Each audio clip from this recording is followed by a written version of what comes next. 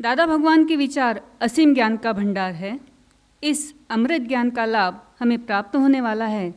संस्था के vice president श्रीमान लाला भाई पटेल द्वारा सर से अनुरोध है कि वे दादा भगवान की शिक्षाओं से हमें अवगत कराएं।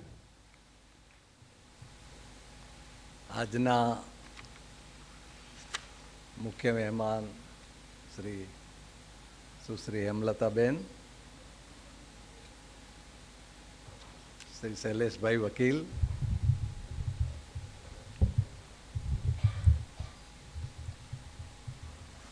આદરણીય શ્રી વસંતભાઈ પટેલ, મહેમાનો ઝાલા સાહેબ વગેરે, શુક્લ સાહેબ, સુરેશભાઈ, આ કાર્યક્રમમાં પધારેલા મહેમાનો, અમેરિકન સોસાયટીના મેમ્બર મહાત્માઓ અને ત્રણેય કોર્સના આપણા વિદ્યાર્થીઓ,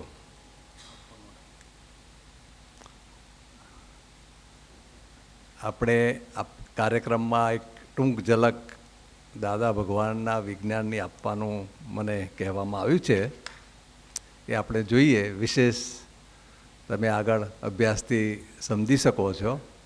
આ આપણી શિક્ષણ સંસ્થા છે. શૈલેષભાઈએ તમને કહ્યું આ સંસ્થાનો મિશન, અને એમણે ઉમેર્યું કે એ આપણું પણ વ્યક્તિગત લાઈફ મિશન હોવું જોઈએ. એક હોડી હોય, તે હોડી ક્યાં જવાની છે તો નક્કી નાવિકને ખબર હોય, હોડીને ખબર હોતી નથી. એવી રીતે આપણે શરીર તો આપી, પણ શરીરને ઓછી ખબર પડે કે મારે શું કરવાનું છે. એ આપણે આપણા જીવનનું મિશન હોવું જોઈએ. મને હમણાં જ જાણવા મળ્યું કે વસંતભાઈ નાનપણમાં યોગ કરતા હતા. હું ઘણી વખત કહું કે આ માણસનામાં આટલી શક્તિ ક્યાંથી છે, તે હજુ મને જડતું નહોતું. બધું થોડું થોડું જડેલું કે દાદાને મળ્યા છે અને એમણે ઘણું કામ કર્યું, પણ બાળપણમાં જે એમણે યોગ કર્યો હતો, કહે છે કે હું આટલા 50-60 આસન કરી શકતો હતો, એનું જે પરિણામ આપણે જોઈએ છે, આપણે સીધો દાખલો છે, બરાબર, રોલ મોડેલ કહેવાય.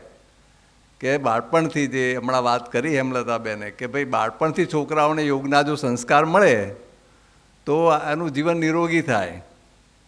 અને હું તો પ્રોફેશનથી બેન્કર છું, એટલે અમે કહેતા હતા કે જે બચાવ્યું તે કમાણી છે. કમાવા જવું એ કમાણી નથી, પણ તમને જે ખર્ચા થાય છે, દાદા ભગવાને એવી વસ્તુ કહી, તે પૈસો ક્યાંથી આવે છે ના જોતા, પૈસો ક્યાં જાય છે તે જોજો. બહુ મોટું સૂત્ર છે આ.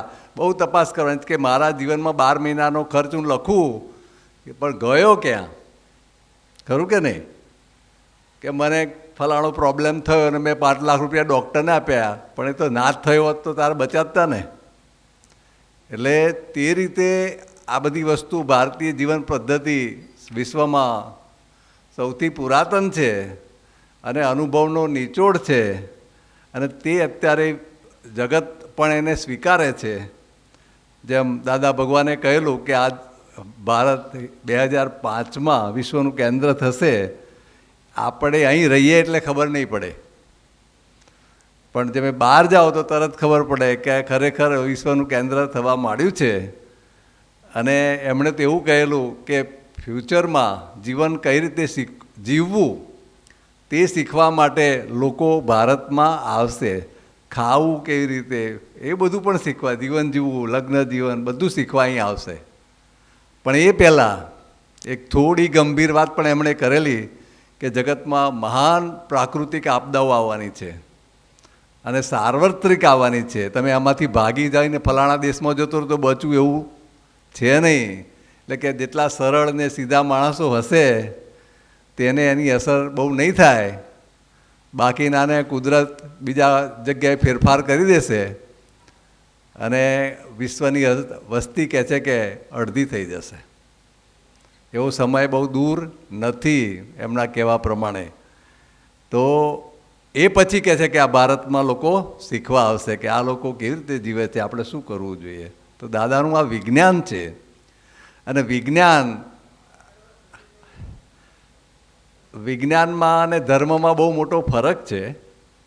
આ સેન્ટરમાં જ્યારે વસંતભાઈ કહે છે એ પ્રમાણે 1982માં દાદા ભગવાન અમેરિકા ગયા, વસંતભાઈ લઈ ગયા, પછી વસંતભાઈના એક મિત્ર ડૉક્ટર રાધાકૃષ્ણન, જે વસંતભાઈ જે ગામમાં છે એ ગામમાં જ નાસાનું હેડક્વાર્ટર છે, તે એમના મિત્રને લઈ ગયા. એ કેરાલિયન હતા અને નાસાના સાયન્ટિસ્ટ હતા ડૉક્ટર રાધાકૃષ્ણન. એમણે વાતમાં, આમ તો એ ગુજરાતી જાણે નહીં, અને દાદા ભગવાન ગુજરાતી જ જાણે, પછી ભાગી તૂટી ઇંગ્લિશ હિન્દી બોલે પાછા. પરંતુ વાતચીતમાં પેલો તો શાર્પ માણસ હતો, એણે પકડ્યું કે દાદા તમે જે વાત કહો છો એ વિજ્ઞાન છે, એ ધર્મ નથી. અને વિજ્ઞાનનો ડિફરન્સ શું છે કે દરેકને કામ લાગે. વિજ્ઞાનનો અર્થ એ છે કે દરેકને કામ લાગે. બીજું વિજ્ઞાનનો અર્થ એવો છે કે એક જ વાર જાણવું પડે, ખરું કે નહીં? એક જ વાર જાણવું પડે ને. પાણી એટલે H2O, પછી કે ઘડી ઘડી ગોખવું પડતું નથી, એ વિજ્ઞાન કહેવાય.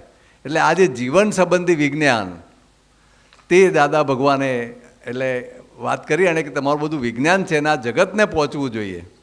ધર્મ તો દરેકને પોતપોતાનો હોય છે જ, પણ એમાં આ વિજ્ઞાન જો પહોંચે તો એનું ફળ આવે. અત્યારે તમે જોજો, માણસો 40 વર્ષથી ધર્મ કરે, પણ એ 40 વર્ષથી બી એનો એ જ હોય, એને ફળ નહીં આવે. એના જે ગૂઢ રહસ્યો દાદા ભગવાનને સુરતના સ્ટેશને પ્રગટ થયા, અને તે આ વિજ્ઞાન છે એમની એક અમુક લાક્ષણિકતાઓ હતી. અને એ વખતે નક્કી થયેલું કે આ વિજ્ઞાનનું શિક્ષણ, દાદા કહે છે વસંતભાઈ તમે અને રાધાકૃષ્ણ એના માટે કોઈ ઇન્ટરનેશનલ સેન્ટર બનાવજો. અને આ શરૂઆતમાં અમેરિકામાં બનાવવાનું હતું, પણ પછી ઇન્ડિયામાં બનાવવાનું નક્કી થયું. અને એ રીતે તમે અહીંયા બેઠા છો, એની પાછળ બહુ જ મહાન પુરુષના આશીર્વાદ છે. અને એક અનુ દાદાજી જ્ઞાની પુરુષ, દાદા ભગવાન પછી જે એમને સોંપીને ગયા, એમણે આ સેન્ટરના સ્થાપનામાં અને કાર્યપ્રણાલીમાં ખૂબ જ ઇન્ટરેસ્ટ લીધો છે. અમને બધાને ધક્કા મારી નહીં કાઢ્યા છે કે તમે હવે બાકીનું જીવન અહીંયા આપો, બાકીનું જીવન અહીંયા આપો, એવું છે. એટલે આ વિજ્ઞાન જે છે એટલે વારંવાર જાણવું નહીં પડે, એ મુખ્ય વસ્તુ છે. અને એ રીતે આને સમજજો, એ રીતે સમજવાનો પ્રયત્ન કરજો કે આ અમુકને લાગુ પડશે કે આ કોઈ સંપ્રદાય છે, તેવું નથી. તમે જે સંપ્રદાયને માનતા હોય, પણ એમાં તમે આ વિજ્ઞાન ઉમેરશો તો કામ લાગશે. ને તમે પણ જો સ્વતંત્ર રીતે પોતાનું નિરીક્ષણ કરશો તો ખ્યાલ આવશે કે હું આટલો બધો ધર્મ કરું છું, પણ કંઈ પરિણામમાં મારી પ્રગતિ થતી નથી, ખરું કે નહીં? પ્રગતિ કેમ ના થાય? આપણે ઘણીવાર આપણે દાખલો આપું છું કે તમે નવી ગાડી લાયા, ઓડી ગાડી, આ ગાડી છે આપણી ને, તો એ ગાડીમાં ની એફિશિયન્સીનો આધાર જે વીક પોઈન્ટ ઉપર હોય.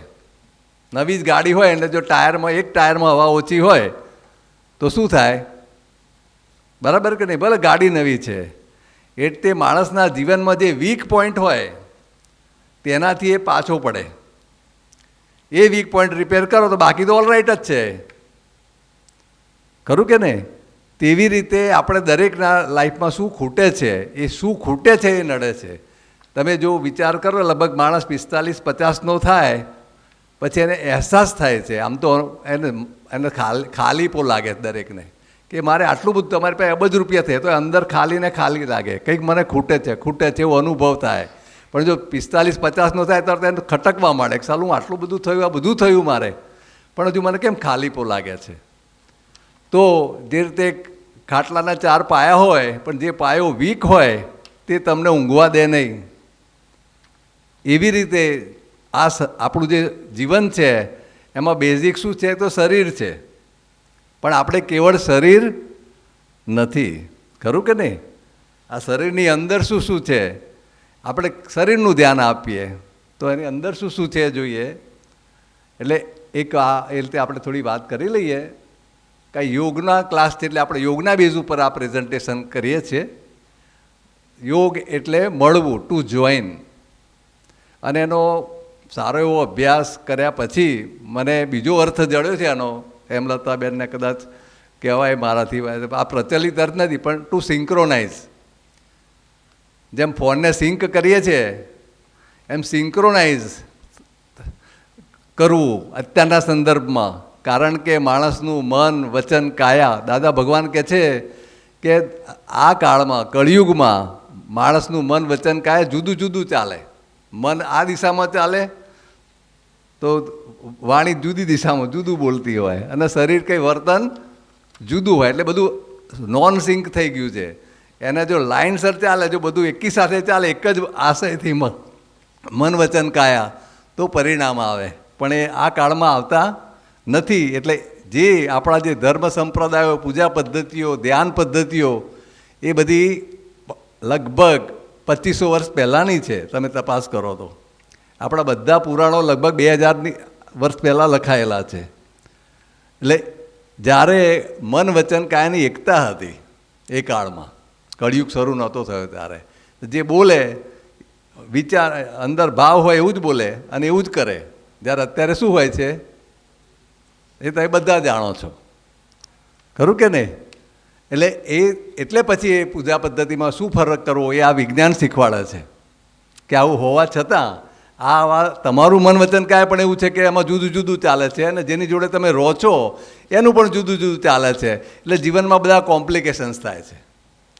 ખરું? દાખલા તરીકે તમારા ઘેર, તમે મારા ઘેર આવ્યા કે આવો ભાઈ, પધારો ભાઈ, અને અંદર શું હોય, આજે ના આવ્યો તો સારું હતું, આજે બહુ કામ હતું. એ મન વચન કાયાની વિસંગતતા બતાવે છે. અને એ જ સંજોગોમાં આપણે કેવી રીતે જીવવું તે આ વિજ્ઞાન બતાવે છે.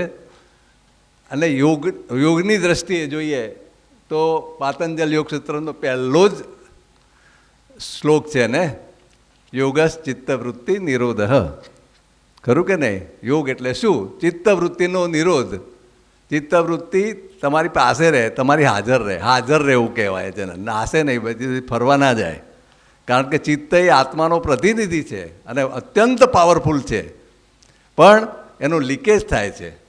એ ચિત્ત ફરે એટલે શક્તિનો લીકેજ થાય. જેમ સૂર્યના કિરણો તમે બિલોરી કાચમાં મૂકો તો અગ્નિ પ્રગટ કરી શકે છે, પણ વિખરાયેલા હોય તો કશું ના થાય. તેવી રીતે ચિત્તમાં અદ્ભુત શક્તિ છે, આત્માનો ડાયરેક્ટ પ્રતિનિધિ કહેવાય. પછી કેવી રીતે કરવું એનું આખું યોગશાસ્ત્ર, એટલે પતંજલ ઋષિ એ પહેલું જ લખ્યું. આપણે ઈચ્છીએ છીએ કે થાય, પણ કેવી રીતે થાય? અને એમાં આ કાળમાં, કારણ કે પતંજલિ ઋષિએ પણ 2500 વર્ષ પહેલાં કાશ્મીરમાં બેસીને આ લખેલું, ત્યારે કળિયુગ નહોતો. અને દાદા ભગવાન કળિયુગમાં પ્રગટ થયા. એટલે એમણે આ કેવી રીતે એ રસ્તો તમને આમાં બતાવ્યો છે. આપણે વિશેષ વાત નથી કરતા, પણ તમે અભ્યાસ કરશો તો થશે. એક જ વાર વાંચવું પડે. બીજું, ભગવાન શ્રી કૃષ્ણએ શું કહ્યું કે સમત્વમ યોગ ઉચ્યતે, કે મને રાગ દ્વેષ ના થાય. સમત્વનો અર્થ શું છે? કે રાગ દ્વેષ ના થાય, અભાવ તિરસ્કાર ના થાય, બરાબર કે નહીં? મોહ ના થાય. એ સમતા રે મને, એને યોગ કયો છે. એમણે ભગવાને લખ્યું કે આસન કરો એને યોગ કયો છે? એવું નથી લખ્યું. કારણ કે પછી અંદરનું તમારે જવાનું છે. ભગવાને અંદરની વાત કરી, બહારની તો કરનારા છે જ. ઇવન તમે પાતંજલ યોગ સૂત્ર વાંચો તો આસનોની પદ્ધતિ નથી લખી. એમાં લખી છે બેન? નથી લખી ને.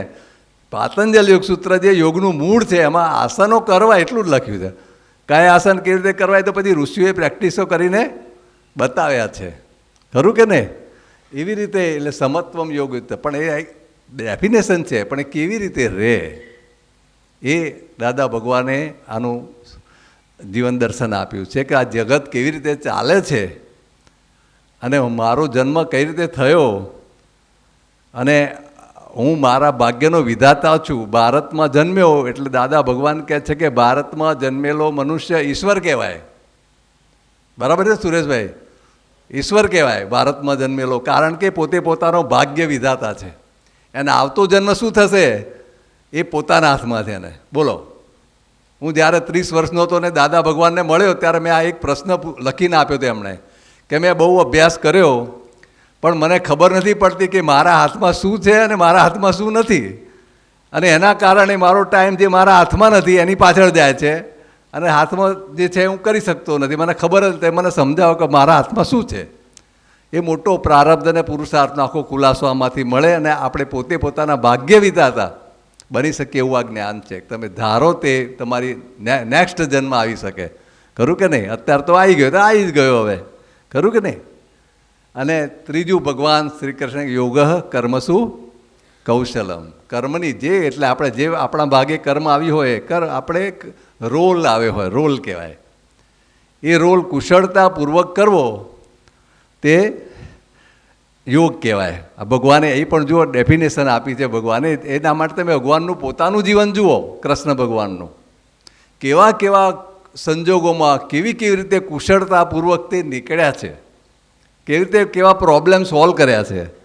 અને એ જ આપણા જીવનમાં પણ પ્રોબ્લેમ આવે જ છે ને. પહેલાંથી છોકરું જન્મે એવું સીધું રડવા જ મળે છે, પ્રોબ્લેમ આવ્યો. નહીં તો અંદર ગર્ભવાસમાં રડે ને તો સંભળાય બહાર, પણ સંભળાય છે કંઈ? બહાર નીકળ્યો રડે સીધો, કારણ કે એને પ્રોબ્લેમ આવ્યો, વાતાવરણ બદલાઈ ગયું, ઘોંઘાટ થઈ ગયો, અંદર તો બધું સાઉન્ડ પ્રૂફ હતું. એટલે આ બધા એટલે જીવનમાં પહેલેથી એ ડે વનથી પ્રોબ્લેમ શરૂ થઈ જાય. અને એ સંજોગોમાં આ કુશળતાપૂર્વક કઈ રીતે રહેવું તે દાદા ભગવાન બતાવે છે. અને અમે બધા વસંતભાઈ કે શુક્લ સાહેબ કે આ બધા જે છે, અમે બધા 40 વર્ષથી આ વિજ્ઞાનમાં પડ્યા છીએ. હજુ ભણી રહ્યા એવું નથી કહી શકતા, પરંતુ એ અમારા જીવનમાં પાસ થયા છે અમે. અને આ બધાનો અમે પોતે પુરાવો છીએ. દાદા ભગવાન કહે છે આ વિજ્ઞાન જાણે અને જો ચિંતા થાય તો મારી ઉપર દાવો માંડજો કહે છે, $2 લાખનો એ જમાનામાં. અને અમેરિકામાં કે $2 લાખ. મતલબ કે આ જગતમાં મોટાભાગના દુઃખો હકીકત દુઃખો નથી. ભૂખ, તરસ, તાળ, તડકો એ હકીકત દુઃખો છે. પણ અત્યારે જે દુઃખો છે તે નથી, ખરું કે નહીં? અત્યારે આ બધું હોવા છતાં માણસ દુઃખીઓ છે. અને એ કેવી રીતે સોલ્વ થાય તે આ વિજ્ઞાન બતાવે છે. અને દાદાનું એક બેસ્ટ વાક્ય છે, આ સંસ્થાના અમારા મોટોમાં જ અમે ગણીએ છીએ, main is the guest of nature. આ જો યાદ રાખવામાં આવે, આ એમનું શોધખોળ છે કે આપણને રાજી કરવા માટે નથી કહ્યું કે કોઈ ગેસ્ટ આવે, બરાબર? આજે માનો કે એમ લતાબેન આપણા ગેસ્ટ થયા, તે એમને ચિંતા કરવી પડે કે હું ક્યાં રહીશ, કોણ મને ચા પાશે, કોણ મને જમવા આપશે, કોણ મને બેસાડશે.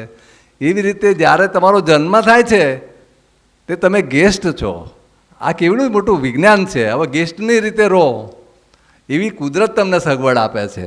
બાળક જન્મ પહેલાં એની માતા તૈયાર થઈ જાય છે કે ભાઈ આ રીતે એનું પોષણ થાય, ખરું કે નહીં? એ તમામ વસ્તુ આ રીતે હોય છે. એટલે એ એક વસ્તુ છે.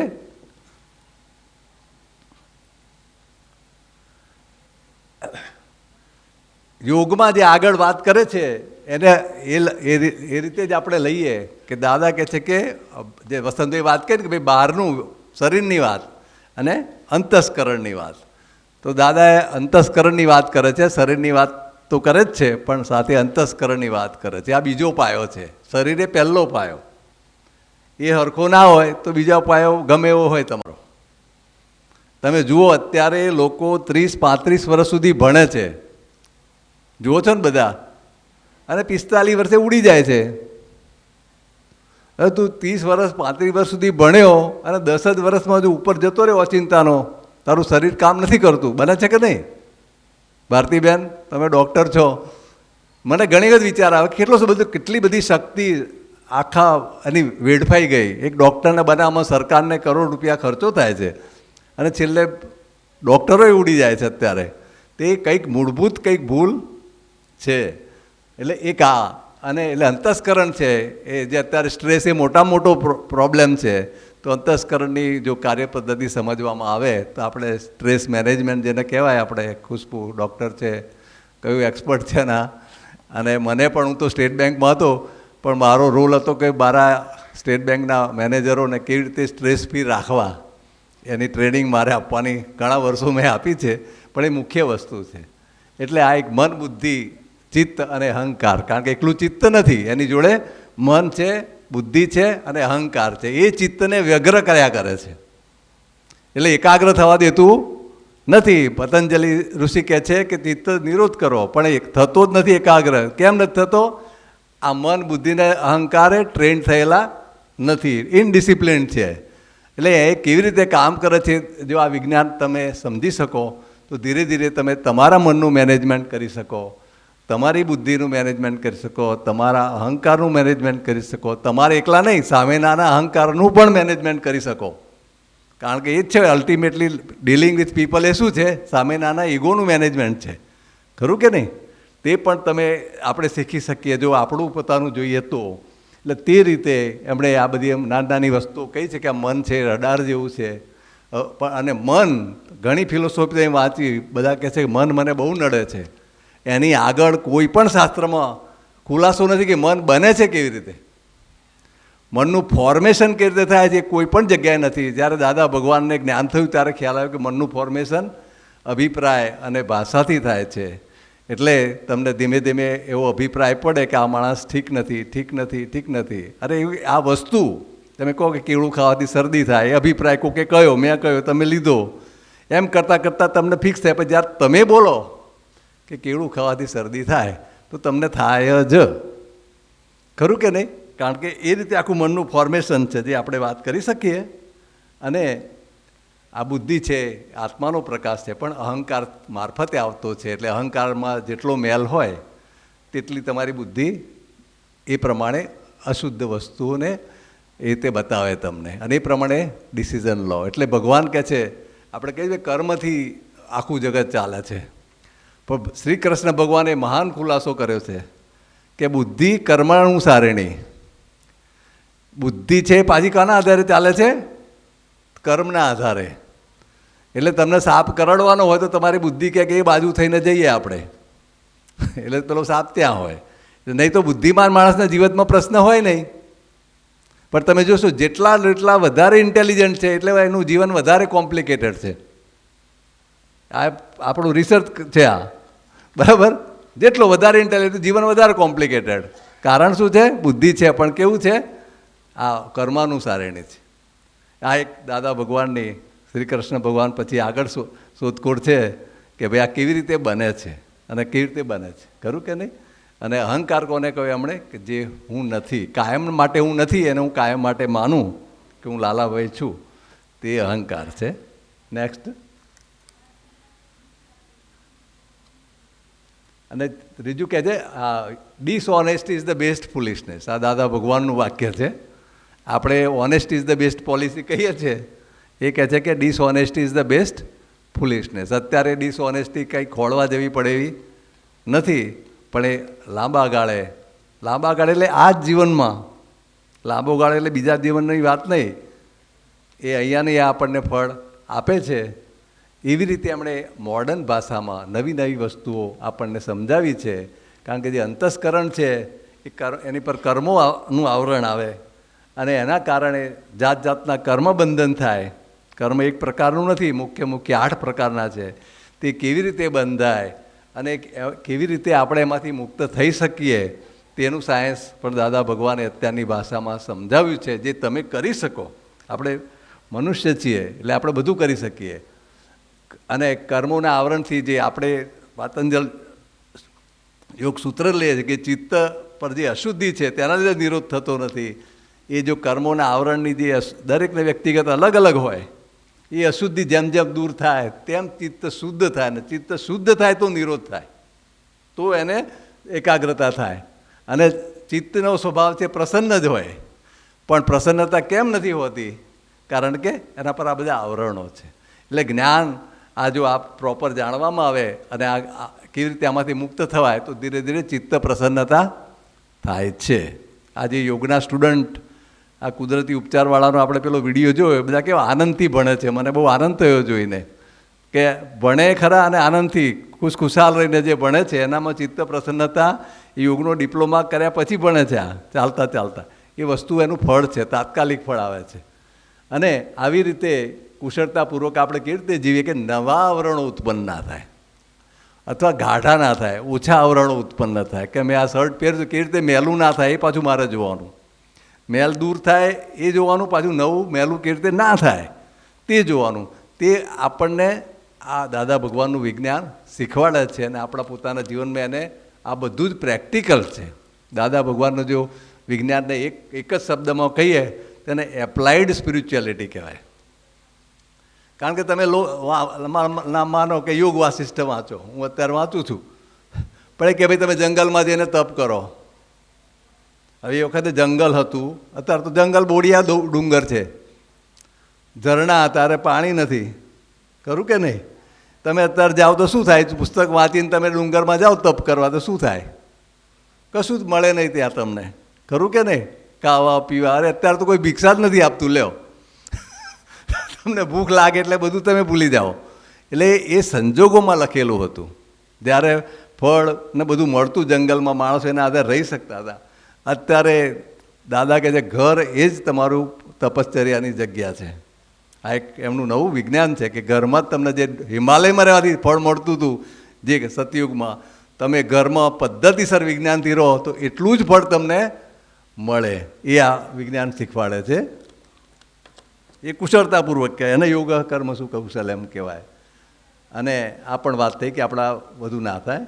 અને બીજું કે એમણે આ મન વચન કાયાની એકતા રહી નથી અત્યારે, તો કયા પ્રકારે પ્રાર્થના કરવી તે એમણે પ્રાર્થના વિધિ બતાવી છે. તમે જે તમારા ઈષ્ટદેવ હોય, પણ એમને મારે શું પ્રાર્થના કરી આપણને ખબર નથી, કારણ કે ફળ નથી આવતું, મતલબ કે આપણને ખબર નથી.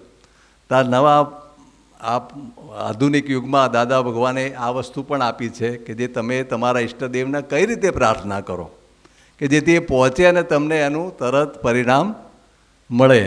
એ પરમાનંદ પ્રાર્થના વિધિની પુસ્તક આપણે આગળ હિન્દીમાં મૂકેલી છે, જેને જોઈએ તે લઈ શકો છો અને એનો અભ્યાસ કરજો. વિશેષ વિગત જોઈતી હોય તો આપણા ડાયરેક્ટરને એમને મળજો.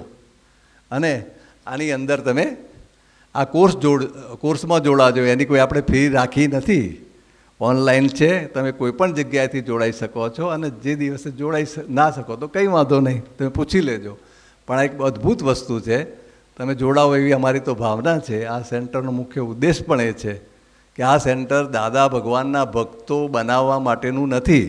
એમણે ના પાડીને ગયા છે. અમને એવું કહેતા હતા કે ભાઈ તમે અમે ગયા પછી આ બધું ના કરશો, આનો સંપ્રદાય બનાવશો નહીં, પણ આ વિજ્ઞાન છે એ પહોંચાડજો, એના માટે છે આપણે. એટલે તમે જે કોઈ તમને પૂર્વજન્મના યોગે ગુરુ મળ્યા હોય કે તમારા સંપ્રદાય મળ્યા હોય એ બધા સાચા છે, પણ એ પરિણામ તમને આ વિજ્ઞાનથી આપશે એવું તમને અમે ખાતરી આપી શકીએ છીએ આટલા વર્ષોના અનુભવે. એમણે ત્રિમંત્ર આપ્યો છે. એ બધું પરમાનંદ પ્રાર્થનામાં અત્યારે વાત નથી કરતો. એમણે 3 બેઝિક પ્રાર્થનાઓ આપી છે. આમ ટોટલ તો 6 છે, પણ 3 બેઝિક છે. કારણ દાદાશ્રીએ મને કહ્યું હતું કે આ 3 પ્રાર્થનાઓ પબ્લિકમાં આપીએ આપણે તો બહુ કલ્યાણ થાય. તો આટલું હું વાત કરીને પૂરું કરું છું. જય સચ્ચિદાનંદ.